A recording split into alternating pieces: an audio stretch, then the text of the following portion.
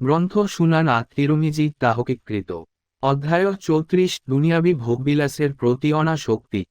হাদিস নম্বর 2319।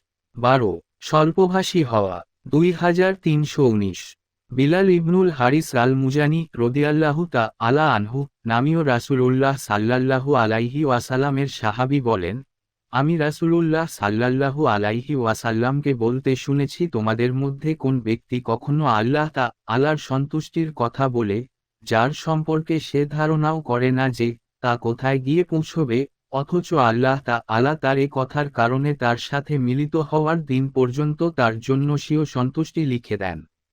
আবার তোমাদের মধ্যে কোন ব্যক্তি কখনো আল্লাহ তাআলার অসন্তুষ্টির কথা বলে, যার সম্পর্কে সে চিন্তাও করে না যে তা কোন পর্যন্ত গিয়ে পৌঁছবে, অথচ এ কথার কারণে আল্লাহ তাআলা তার সাথে মিলিত হওয়ার দিন পর্যন্ত তার জন্য অসন্তুষ্টি লিখে দেন। সহিহ ইবনু মাজাহ 3969।